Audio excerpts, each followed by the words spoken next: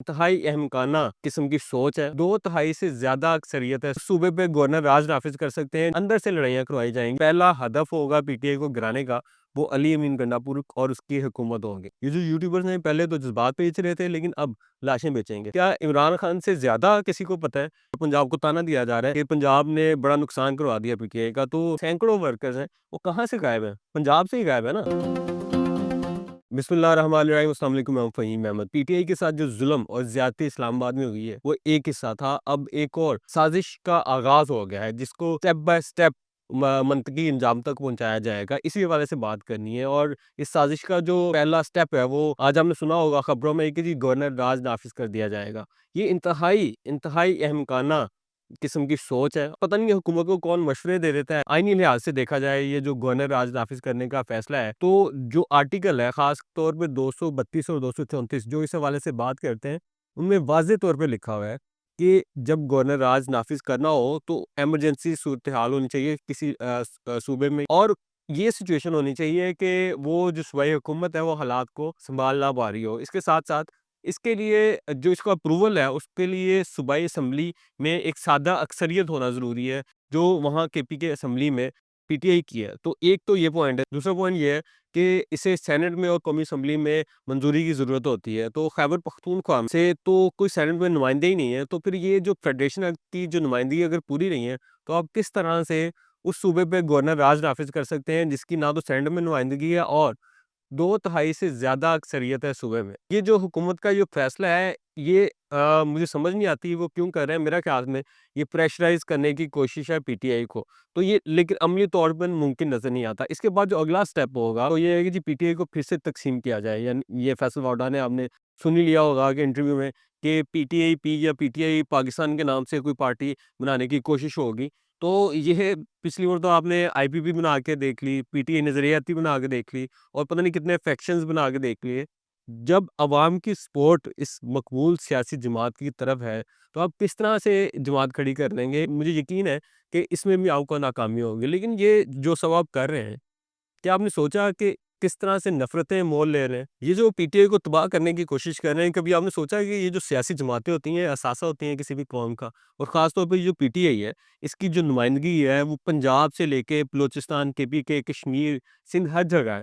और शायद ये वाहिद जमात है, ये उन जगहों पे भी मौजूद है जहाँ रियासत को से गिले-शिकवे हैं लोगों को। आप देखेंगे ये जो वज़ीरिस्तान है या इस तरह के इलाके हैं जो कबायली इलाका जाते हैं, या बलूचिस्तान में दूर-दराज़ इलाकों से उस दिन एहतजाज पे लोग आए हुए थे और ज़ख्मी भी हुए, यानी कि चीन तक से लोग वहाँ आए हुए थे। बजाय इसके कि इस पार्टी को आप स्ट्रेंथ बनाएँ जमहूरियत के लिए, आप उसको दूर कर रहे हैं अवाम से, ये कैसे मुमकिन है? ये इंतहाई ज़ुल्म है। और इसके बाद जो कुछ उस दिन किया गया है इस्लामाबाद में, बात ये हो रही है कि जी 10 लोग शहीद हो गए, 12 हो गए, 13 हो गए, लेकिन जो असल बात है कि कोई कैसे अपने मुल्क के शहरियों पे स्ट्रेट फायरिंग करके गोलियाँ चला सकता है, इस पे बात करना ज़रूरी है। क्या रियासत को ये ज़ेब देता है कि वो अपने लोगों पे गोली चलाए?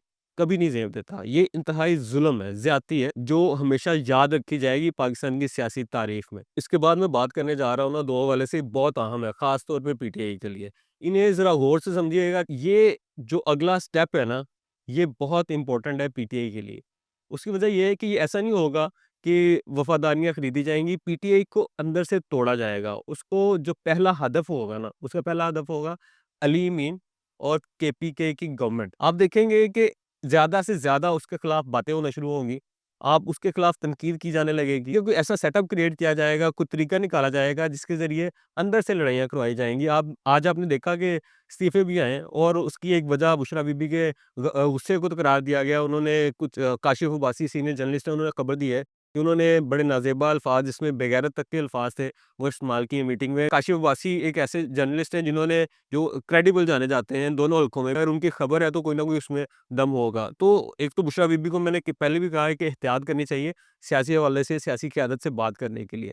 दूसरा, ये जो अली अमीन पे तनकीद हो रही है ना, मुझे पता है कि अली अमीन के कंडक्ट पे आपको बहुत सारा एतराज़ होगा, लेकिन जो पहला हदफ होगा पीटीआई को गिराने का, वो अली अमीन गंडापुर और उसकी हुकूमत होंगे। उसके बाद आप ये कह सकते हैं जी और कोई गवर्नमेंट में आ जाएगा, और जो कोई गवर्नमेंट में अब आएगा ना, तो जो गलती ताकतवर हलकों ने पहले कर चुके हैं अली अमीन की शक्ल में, वो दोबारा होने नहीं देंगे। वो किसी ऐसे शख्स को लेके आएँगे जो बड़ा होम्योपैथिक सा होगा, फिर आप अली अमीन गंडापुर को भी याद करेंगे कि वो क्या करते होते थे।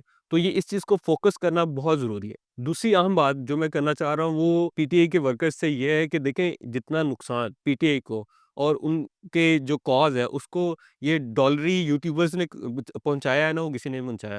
دیکھیں وہ کہہ دیتے ہیں، اگر کوئی کہہ دیتا ہے کہ جی علی مین غدار ہے، جس کے ملینز آف فالوورز ہیں، وہ کہہ دیتا ہے علی مین غدار ہے، تو لوگ اس کے پیچھے پڑ جاتے ہیں۔ کوئی باہر بیٹھا ہوا اینالسٹ بغیر کچھ سوچے سمجھے، جس کا سیاست میں ٹکے کا تجربہ نہیں ہے، وہ کہہ دیتا ہے جی پی ٹی آئی کی پالیسی غلط ہے، پی ٹی آئی کی قیادت، یعنی علی مین جیسے لوگ، علی محمد خان جیسے لوگ، اسد کیسر جیسے لوگ، ان لوگوں پہ جو ٹھپے لگائے جاتے ہیں کہ جی وہ غدار ہیں، وہ نااہل ہیں، وہ لائل نہیں ہے پی ٹی آئی سے، یہ وہ لوگ ہیں جو عرصہ دراز سے پی ٹی آئی کے ساتھ منسلک ہیں، اچھے برے وقت میں پی ٹی آئی کے ساتھ رہے ہیں۔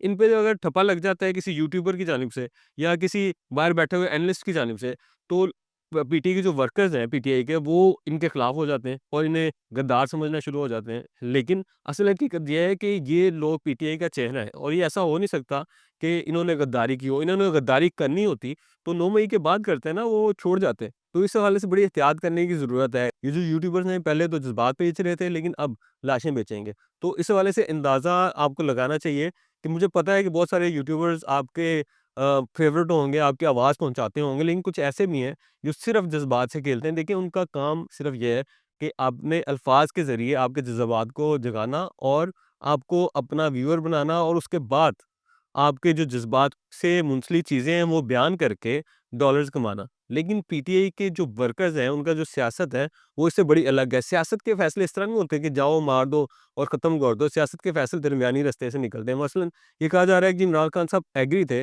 کہ سنجانی جا کے دھرنا دیں، تو پھر یہ کون عقل مند تھا جس نے انہیں مشورہ دیا کہ وہاں کے چلے جائیں؟ کیا عمران خان سے زیادہ کسی کو پتہ ہے اس حوالے سے کہ جی کیا فیصلہ کرنا ہے؟ جب عمران خان کا فیصلہ آ گیا تو اس کے بعد کسی کا فیصلہ بنتا نہیں تھا، اور نقصان آپ نے دیکھا، کیونکہ عمران خان اندر بیٹھا ہوا تو اندازہ تھا نا، سیاست لیڈر ہے آپ کا، کہ اس نے کیا فیصلہ کیا ہے اور کس نہج تک لے کے جانا ہے، بارگیننگ کے پوائنٹ کون سا ہوگا، اس پوائنٹ پہ جا کے اپنے مطالبات منوانے ہیں۔ عمران خان کا حکم نہیں مانا گیا یا اس کا جو پوائنٹ آف ویو ہے نہیں مانا گیا، تو پھر جو نقصان ہوا وہ آپ نے دیکھ لیا۔ ایک اور عام بات جو بڑی ہو رہی ہے کہ جی پنجاب سے ورکرز نہیں نکلے، اور پنجاب کو تانا دیا جا رہا ہے کہ پنجاب نے بڑا نقصان کروا دیا پی ٹی آئی کا۔ تو میرا ان لوگوں سے سوال ہے جو پنجاب پہ اعتراض کر رہے ہیں، مجھے بتائیں کس صوبے کی قیادت جو ہے وہ اس ٹائم جیلوں کا سامنا کر رہی ہے؟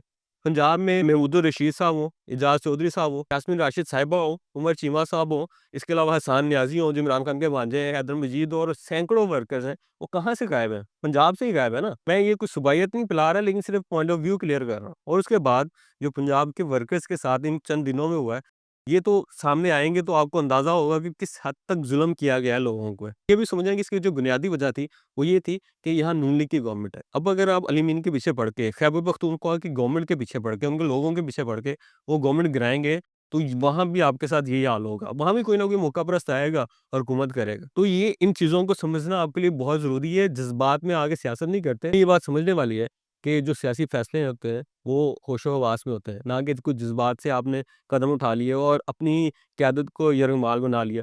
یہ بڑی سوچ سمجھ کے کرنے والے فیصلے ہوتے ہیں، اور قیادت پہ آپ کو یقین رکھنا ہوگا، نہ کہ ان تجزیہ نگاروں پہ یا شہباز گل جیسے لوگوں پہ جن کا دوسرے دن سانس پھولنے لگا تھا، پیشہ پرووک کر رہا ہوتا ہے لوگوں کو۔